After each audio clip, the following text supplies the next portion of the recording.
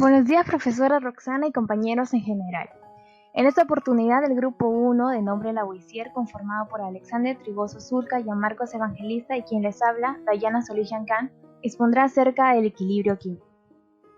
Entonces, para hablar de equilibrio químico, vamos a hablar de un estado de calma, en donde la concentración de los reactantes y la concentración de los productos se mantienen constantes y es decir, no existe un cambio a través del tiempo. Es entonces que la tasa de entrada va a ser igual también a la tasa de salida. Sin embargo, muchas veces, la mayoría del tiempo, un tipo de estrés es aplicado a nuestra situación de equilibrio. Es entonces que los sistemas deben responder en tal forma de aliviar este estrés. Como podemos ver, tenemos un sistema de equilibrio, existe un cambio en las condiciones, pero el sistema siempre va a querer recuperar el estado de equilibrio. Para esto vamos a hablar del principio de Le Chatelier. Henri Le Chatelier, un químico industrial francés, postula este principio en donde sugiere que cuando se le aplica un tipo de tensión al sistema, el sistema responde de tal forma que minimice este estrés. Entonces, si nosotros pensamos en la forma en la que la reacción minimiza este cambio, vamos a pensar en la dirección que va a tomar. Y nosotros podemos predecir esto, ya que este principio de Le Chatelier nos proporciona una manera de predecir cualitativamente la dirección de cambio de un sistema que se encuentra bajo una perturbación externa. Entonces, estas perturbaciones externas o factores que alteran el equilibrio pueden ser la adición y disminución de reactantes y productos, variación de volumen y por ende presión y la variación de temperatura. En la clase pasada del MIT se trató el tema de la adición, disminución de la concentración de algún reactante o producto, entonces ahora hablaremos de qué sucede cuando se varía el volumen. Variando el volumen de un sistema gaseoso, se debe tener en cuenta para esto la ley de los gases ideales, que es igual a P por V igual a R por T por N, en donde P es presión, V es volumen, T es temperatura, N es número de moles del gas ideal y R es la constante de los gases ideales. Entonces, como podemos ver en la ecuación, si nosotros reducimos el volumen de un sistema gaseoso, manteniendo siempre la temperatura constante, se produce un incremento en la presión total. Es entonces que el principio de Le Chatelier predice que el sistema responderá en tal forma de mantener el equilibrio, es decir, si nosotros aumentamos la presión, el sistema responderá disminuyendo esta presión total. Para ver esto más a detalle, tendremos la siguiente reacción reversible, que es 2P2 a P4. Se observa entonces que tenemos un envase con un volumen determinado con estas dos sustancias y vamos a comprimirlo. Entonces la reacción en equilibrio va a responder. La disminución de volumen va a producir un desplazamiento hacia los productos. ¿Pero por qué? ¿Por qué la reacción se desplaza hacia los productos cuando se disminuye el volumen?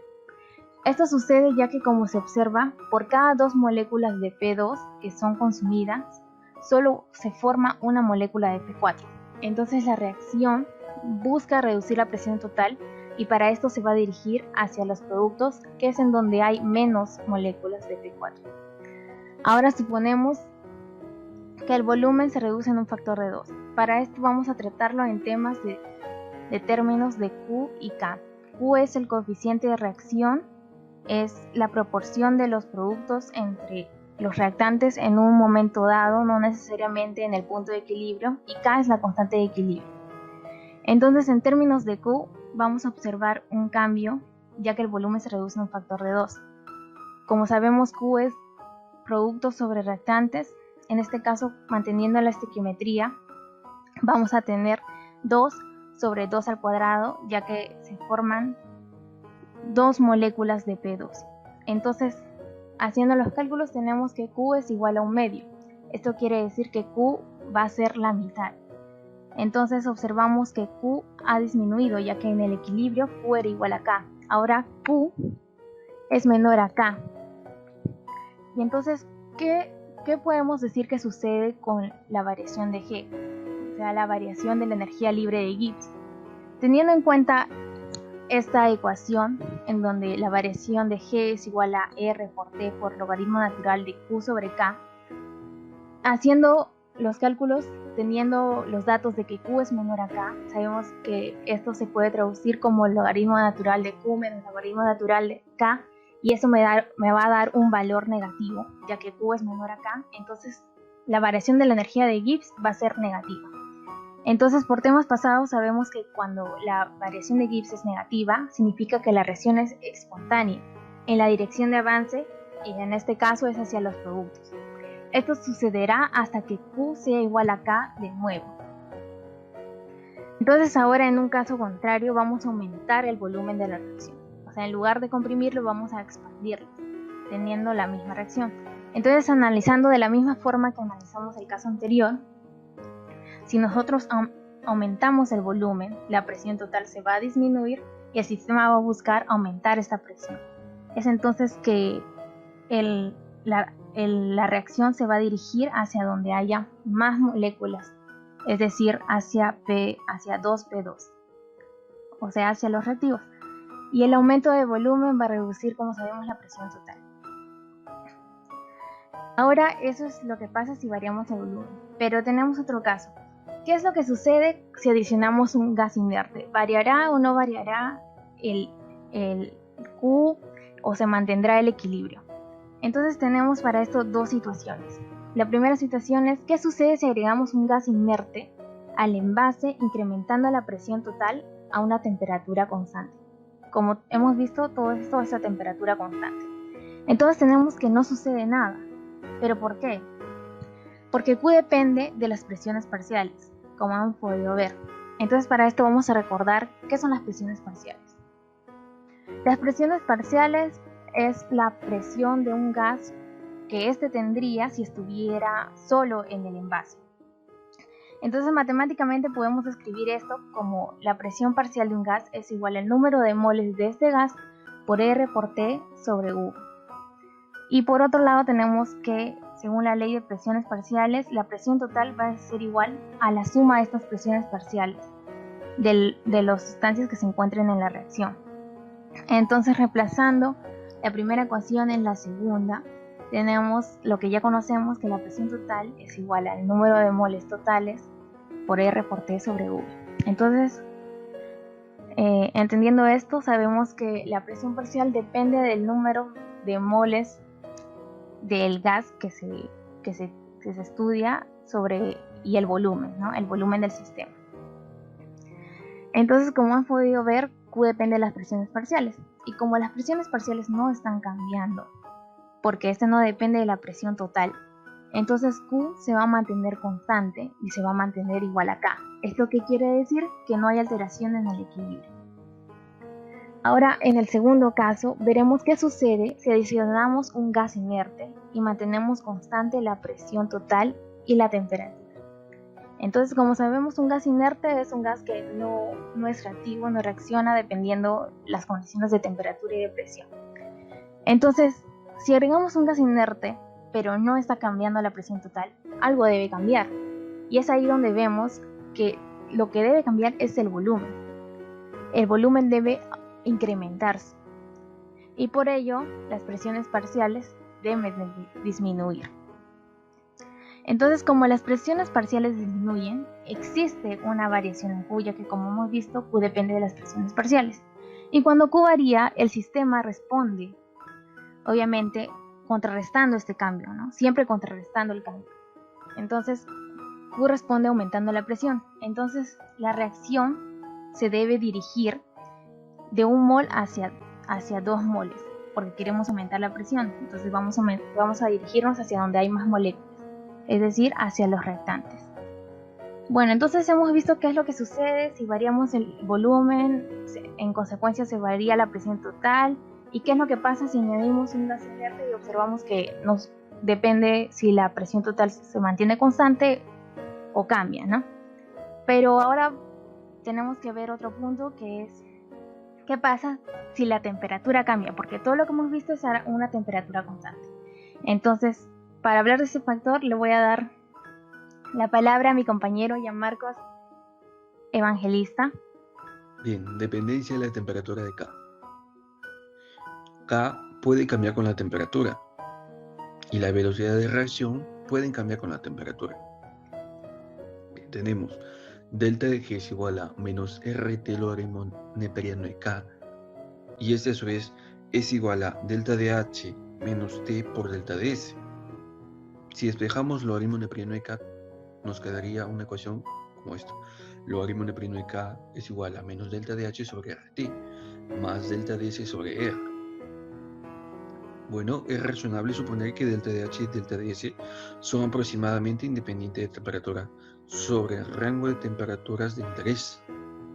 Además, K cambia con un cambio de temperatura T. Consideramos una reacción realizada a las temperaturas T1 y T2. Para la temperatura T2 tendríamos logaritmo neperiano de K2 es igual a menos delta de H sobre R por la temperatura T2 más delta de S sobre R. Y para una temperatura T1 tendríamos logaritmo neperiano de K1 es igual a menos delta de H sobre R por T1 más delta de S sobre R. Si restamos ambas ecuaciones, la segunda ecuación con la primera ecuación, tendríamos logaritmo neperiano de K2 sobre K1 es igual a menos delta de H sobre R por la diferencia entre la inversa de T2 menos la inversa de T1. Esta ecuación que tenemos es llamada la ecuación de Van Hoff. Y esta ecuación de Van Hoff nos ayuda a saber si nuestra reacción que nosotros tengamos se desplaza hacia la derecha o hacia la izquierda. Es decir, si nuestra reacción se desplaza hacia los productos o hacia los reactantes.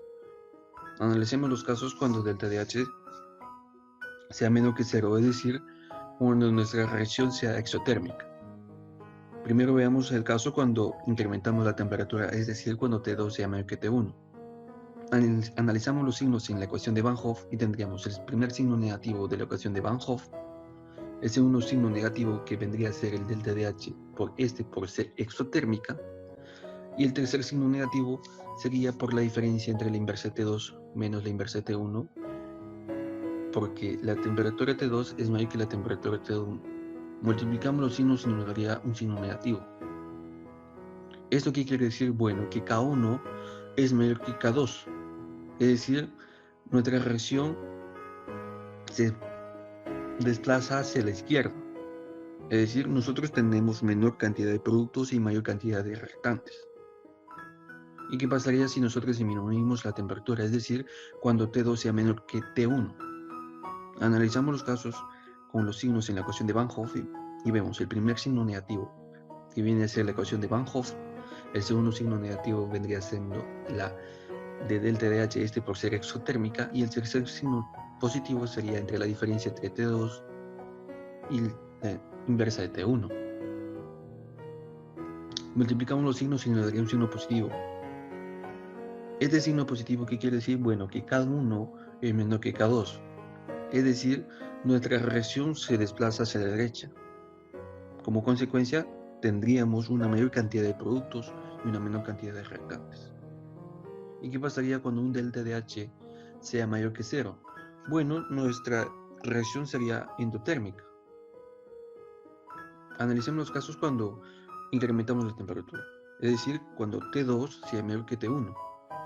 Vemos los signos en la ecuación de Van Hoff, y el primer signo negativo sería de la ecuación de Van Hoff, el signo positivo sería del delta de H, por ser endotérmica, es decir, mayor a 0, y el tercer signo negativo sería de la diferencia entre la inversa de T2 menos la inversa de T1, por ser que T2 sea mayor que T1. Multiplicamos los signos y nos da un signo positivo. ¿Qué nos quiere decir con esto? Bueno, que K1 es menor que K2, es decir, nuestra reacción se desplaza hacia la derecha. En consecuencia, nosotros tenemos una mayor cantidad de productos y una menor cantidad de reactantes. ¿Y qué pasaría, bueno, si disminuimos la temperatura? Es decir, cuando T2 sea menor que T1. Analizamos los casos de los signos en la ecuación de Van Hoff. El primer signo negativo sería de la ecuación de Van Hoff, el segundo signo positivo sería del delta H, por ser endotérmica, es decir, mayor a 0, y el tercer signo positivo sería porque la temperatura T2 es menor que la temperatura de la temperatura T1. Multiplicamos los signos y nos daría un signo negativo. ¿Qué nos quiere decir este signo negativo? Bueno, que K1 es mayor que K2, es decir, obtenemos menor cantidad de productos y nuestra reacción se desplazaría hacia la izquierda. ¿Qué nos quiere decir con esto? Bueno, que nosotros en nuestra reacción tendríamos una mayor cantidad de reactantes y una menor cantidad de productos. Listo, ahora que ya sabemos el principio de Le Chatelier, podemos aplicarlo. Veamos un ejemplo para maximizar el rendimiento de una reacción. Antes de comenzar, quisiera hablarles de dos científicos, Haber y Bosch. Ambos fueron alemanes, ambos ganaron el premio Nobel y ambos se dedicaron a la misma reacción para producir amonio. Se le conoce como proceso de Haber-Bosch y esta es la reacción. Esta reacción la hemos visto muchas veces. Cabe resaltar que esta reacción es exotérmica. Ahora, para maximizar el rendimiento, quiero producir mucho amonio a una velocidad rápida. ¿Qué tal si, de acuerdo al principio de Le Chatelier, disminuyo la temperatura? Esto haría que la reacción se incline para la derecha, así se produciría más amonio. Sin embargo, si disminuyo la temperatura, la velocidad de reacción se ralentizará y eso no me conviene. Por eso debemos plantear otras maneras, otras formas de maximizar los productos. ¿Qué tal si disminuimos el volumen? Así la reacción se inclinaría para el menor número de moles, en este caso sería para la derecha. Y eso es lo que quiero. También podríamos disminuir la cantidad de producto, así también se inclinaría para la derecha. Pero si analizamos la reacción, nos vamos a topar que esa reacción requiere de mucha energía. ¿Por qué? Porque está el nitrógeno. El nitrógeno tiene un enlace triple. Al tener un enlace triple se requiere mucha energía. ¿Cómo podemos hacer esto? Bueno, muy fácil. No es muy fácil. Hay dos científicos, una pareja, Marcus Reeve y Jilin Hu, que han investigado acerca de una bacteria que tiene una enzima y que puede catalizar esta reacción haciendo que el nitrógeno sea descompuesto fácilmente. ¿Cómo es posible? Bueno, esta bacteria tiene una enzima llamada nitrogenasa. El ACE es asa, viene de una denominación de enzima. ¿Qué tiene la nitrogenasa? Bueno, tiene metales de transición y por eso tiene orbitales de tipo D, y estos son los necesarios para romper el enlace triple. Otro ejemplo sería para la hemoglobina. Sí, sabemos que es la hemoglobina, es una proteína que sirve para transportar oxígeno. ¿Cómo funciona todo esto? Bueno, cuando respiramos, inspiramos oxígeno. Este se transporta por todas nuestras vías respiratorias hasta llegar al alveolo, y es ahí donde el glóbulo rojo fija al oxígeno y lo lleva al tejido determinado. Luego en el tejido intercambia el oxígeno por dióxido de carbono y el glóbulo rojo vuelve otra vez al alveolo y hace un intercambio de dióxido de carbono por oxígeno. Y así se da. La hemoglobina está en el glóbulo rojo, es gracias a ella que puede transportar oxígeno. A ese proceso se le llama hematosis. Ahora, ¿cuál es la reacción para que se dé eso? Es esta: hemoglobina reacciona con el oxígeno para producir oxihemoglobina o hemoglobina oxigenada, como quieras llamarle. Ok, ¿con qué propósito he hecho esto? Por el siguiente caso, ¿alguna vez hemos ido a una ciudad que está a una altura más alta de lo que vivimos habitualmente y hemos sentido, bueno, no todos, pero algunas sí, el mal de altura, o también llamado soroche? ¿Qué pasa acá? Bueno, al estar a más altura hay menos presión, así la reacción se inclinaría para donde hay mayor número de moles, en este caso sería para la izquierda, y así la oxihemoglobina estaría en menor cantidad y no podríamos hacer ese intercambio de gases. El oxígeno no iría para los tejidos porque hay menos oxihemoglobina. Ahora, ¿qué es lo que hace nuestro cuerpo como reacción a esto? Bueno, nuestro cuerpo es muy inteligente. Nuestro cuerpo va a producir mayor cantidad de hemoglobina, haciendo que la reacción se dirija para la derecha. Sí, nuestro cuerpo es muy inteligente. Ya para terminar, esto es extra acerca de las reglas de cifras significativas para los logaritmos y exponenciales. Bueno, esto es muy simple, la verdad. Por ejemplo, si tenemos el logaritmo de 5,324 por 10 a la 13, en base 10 obviamente, sería el exponente del 10, 13, punto, y la cantidad de cifras significativas que tiene este número. ¿Cuántas cantidades de cifras significativas tiene? 4, así que iría 4 decimales. Ahora, para el exponencial, ¿cómo sería? Bueno, agarremos la parte entera, ¿ok? Y sería por 10 a la 12. Y la parte decimal, ¿cuántas cifras significativas tiene? Bueno, tiene 3 y habría 3 cifras significativas acá. Nada más, es así de simple. Claro que le puedes dar una interpretación. Podemos decir que este 10 a la 10,389 es igual a 10 a la 12 por 10 a la 0,389, y aclarar que este 10 a la 12 ya está y habría solo 3 cifras significativas. Acá de la misma manera, porque el logaritmo de un producto es la suma, y vamos que va a ser muy parecido. El razonamiento va a ser muy parecido. Y bueno, eso es todo. Espero que les haya gustado. Y gracias.